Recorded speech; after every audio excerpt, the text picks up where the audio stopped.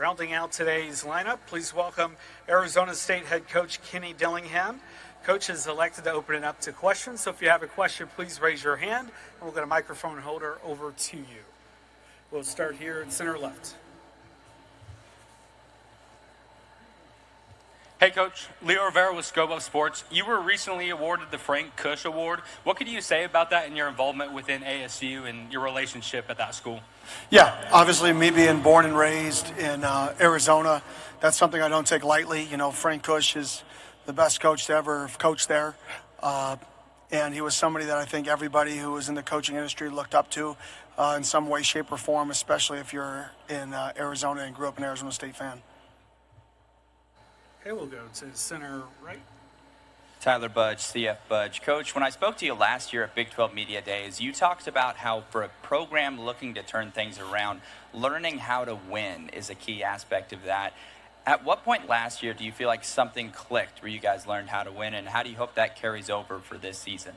Yeah, I think, I go back to a game where we struggled in the first half, and then in the second half, we took the lead with a big touchdown. They came back with about 3 minutes and 45 seconds left. They scored. Then our quarterback goes in the huddle, freshman quarterback goes in the huddle and says, we're about to march down and score again. And Sam throws it to JT, touchdown. And it was a game where JT overcame adversity versus Kansas, and Sam showed that he can do it in the biggest moments.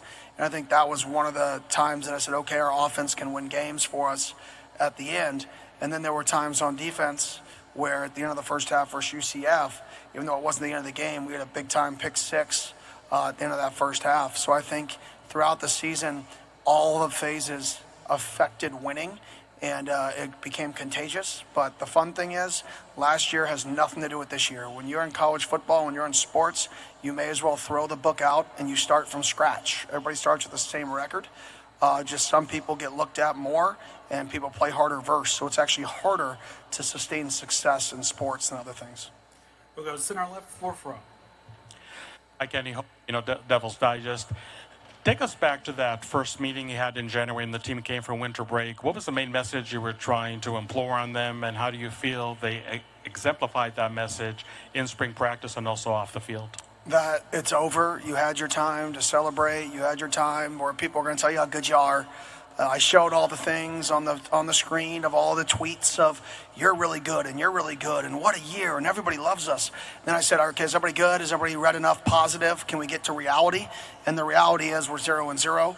The reality is there's been a lot of teams in college football who have done what we've done, who have won 1 year and then come back to reality. We really didn't do anything special. We did something that's actually normal. We were just the team that accomplished that normal that year. What would be special would be to continue to build off of that. And that was the real challenge, was how do we not become what normal teams in our situation do, which is fall back to where we've always been. Front row. Hey, Coach. Nick Hamilton, Nightcast Media. I wanted to ask you about Jordan and just what his development has been this offseason as he prepares for the upcoming season, and what have you seen change in him mentally as well as physically to prepare? Yeah, mentally, I think Hines Ward coming in last year, I think JT has really taken what Coach Ward has said in terms of preparation and what it takes to be successful at the next level, and he's really embodied that. You know, he showed up, and now he's a guy who's early, a guy who's always getting treatment, a guy who doesn't leave the building, a guy who's always up watching extra tape. His preparation to be great is something that I'm super proud of, and because of that, he's gained over 10 pounds, and he's 1.5 miles faster than he was this time last year because he's preparing like a pro, and there's not anybody else better to show you what that looks like than a guy like Hines Ward at that position, a guy who embodies work ethic, a guy who embodies being successful over a long period of time. So I think he's really just leaned into what Coach Ward has said. He's bought into it, and he's gone all in. We'll go center left, fourth row. Hey, Kenny, Scott Bordeaux, ESU News. Have you had a conversation with Sam about how to handle the attention that's coming his way? And second part of that question, how do you think he will handle that? Yeah, we've had a conversation. I said, don't worry, everybody else will tell you you're good. I'm going to tell you you suck, right? So we can, be transparent there. I'll be the one to humble you. But no, in all fairness, like, Sam has such big dreams and goals for himself that anything he reads about isn't probably as big as the goals and dreams he has for himself. And I think that's what drives him, is he wants to be the best. So it doesn't matter what somebody writes, it doesn't matter what somebody says. You're probably not dreaming as big as he is dreaming. And even though some people may hear him say things and you're like, oh, well, that's cocky, that's arrogant, or that dream isn't real, don't you want somebody to achieve the very best version of what they believe they can do? And if you don't believe you can do something, you're never going to do it. And I think Sam embodies that. His confidence is not cockiness, because he works and he prepares and he loves it. So I love the fact that he's confident, and I think it's only going to fuel him to be the best version of himself. We'll go to center right in the back. Hi, Coach. David Howman with Devils in Detail. On that same vein, with Sam Levitt being such a high-profile player coming into this season, being mentioned for Heisman consideration, how much do you embrace that side of things and kind of promote his Heisman candidacy while also not risking him reading too much of his own press clippings? Yeah, I think, well, I know Sam, and I know that the press clippings aren't going to be relevant to what he wants to accomplish. So it's definitely somebody that we can get behind in making that push. And at the end of the day, we have a lot of guys on our football team that can win these individual awards. The only way you win an individual award is through team success. That's why football is so great. It's the ultimate definition of you pour into other people, and those other people lift you up more higher than you could ever do by yourself. And I think that's the message to our football team this year, is if people want individual success, if people want to reap individual benefits, then our team has to be the best version that we can be, because that's how you actually get those individual accolades in football, is through team success. We're going to go fourth row. Hey, Kenny, how's it going? Good, how are you? I'm good. I'm Jarrett Ramirez from RedditorSports.com. You tweeted back in May that you 100% agreed Texas Tech had the talent to win the Big 12. I'm just curious for your thoughts on their team and playing those guys at your place this year. Yeah, they beat our butt last year, and they added a lot of really good players to their football team. I mean, a ton of really good players. I mean, they probably had the best portal haul of any team in college football, already on a good football team with a good football coach and a fun environment to play at. So yeah, I mean, people read into things I do. I just tell people the truth. So I saw a tweet I liked, and I'm like, yeah, they're right. They do have the talent to win the league. And I think anybody who says they don't have the talent to win the league is absolutely delusional. I bet if you ask Coach McGuire, his expectation is to win the league. And they've built a team to win the league, not to compete, to win it. So it's a great challenge. We get to host them at home this year, and they're a phenomenal football team, and they've added a lot of phenomenal pieces. We'll go to center right. Stephen Johnson, Fort Worth Star-Telegram. When Brian Carrington was here on staff at TCU, he obviously did great things recruiting, but he was always adamant he wanted to be an on-the-field coach. I'm curious, what did you see/know about him that made you want to give him that opportunity, and what type of impact has he made on the program since he joined you guys? Yeah, he's smart. I think football is actually easy to coach. The hard part is the dynamics of the people, is being able to manage your room. You know, I could teach anybody how to coach, how to teach a thirds back pedal and how to middle and how to make a drive call. Those are simple things. What's difficult is understanding, leading, motivating people. That's the challenge. That's the job of a coach, is to get a player who gives effort at an 8 and get him to a 9.5. It's not to teach him all these schematics. The schematics are great. There's a minimum standard of what you have to know, and most people know them in the coaching industry. The great guys understand people, and he was a guy who always understood people. So I said, well, let's help him learn the game of football at a higher level, because I already know he can motivate, he can engage, and he can teach, and he can communicate. So let's help him on the side that I think is easier, which is football. Easier to teach somebody football than people skills. Center left in the back. Alyssa Cooper, also with the Fort Worth Star-Telegram. So the Big 12 has grown and changed over the past couple of years, and I was just wondering, how does that impact the way that you recruit players in terms of the expansion and the level of competition that they'll be playing? Yeah, I don't know if it affects how we recruit players. You know, we had a strategy when I got the job here, to really recruit California, recruit Texas, recruit the state of Arizona, and then recruit a few other areas. But that was our strategy from the beginning. You know, I like to say Arizona is if California and Texas like mixed together. You kind of get Arizona that's just in the middle there.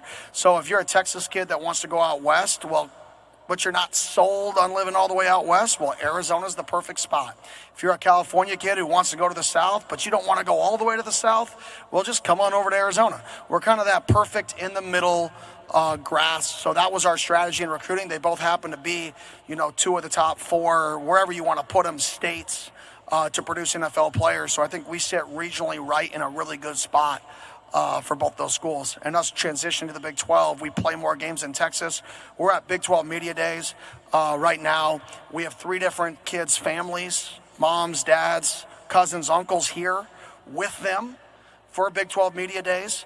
So I think it's pretty cool to be able to come back to their state and really represent. Again, if you have a question, please raise your hand. We'll go to center right. Hi, Coach. Cody Nesper, Golden Blue Nation. Do you feel that the preseason poll hurt you last year? And what do you think about getting rid of it? Yeah, I mean, you're not going to like this answer. I could care less, and I'd have no clue. I'm not a voter, and I don't really care where people put us. Vote us first, vote us last, vote us in the middle. If we're so focused on other people's expectations of us, then you're going to limit yourself. Who knows? Are we supposed to win 6 games? Are we supposed to win 9 games? Are we supposed to go undefeated? Are we supposed to win 0? Who really knows? All I know is when we show up to work, we should be the very best version of ourselves. And if we compete in something, you better compete to win. And you better compete to be the very best version of yourself every day, over and over again, and you block out the noise. We'll go 3rd row, center left. Kevin Turner, Sun Devil Radio Network. Kenny, former player. 100 years ago with leather helmets. Real quick question. I know you're a big self-scout guy. After the 3-win season, you acquiesced, you turned over the offensive play calling to Marcus Arroyo. What is next for Kenny Dillingham from a self-scout? What do you need to improve upon for the 2025 season? Special teams is something we need to improve upon. You know, I want to be more aggressive. You know, we called a few fakes last year. They were successful. I think transitioning from an offensive coordinator role that coaches quarterbacks, you're never really involved in special teams because during special teams periods, you're an individual with the quarterback. So one piece of my coaching, I would say, you know, knowledge, I was lacking in that area because I never actually worked in that space because I was always coaching quarterbacks and individual. So I think giving up play calling, getting into that world of special teams, I feel like I can help a lot more like I do on offense and defense. I can be way more involved in the special teams phase like I was at the end of last year.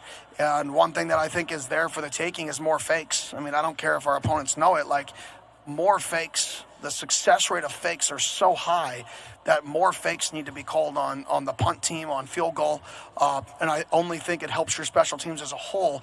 You just got to be prepared that when it doesn't work and you guys tell us how bad of a decision that was, you got to be okay to be like, yeah, that was dumb, right? Even if it wasn't, you got to be willing to accept it and take the blame for when it doesn't work. We'll go center left.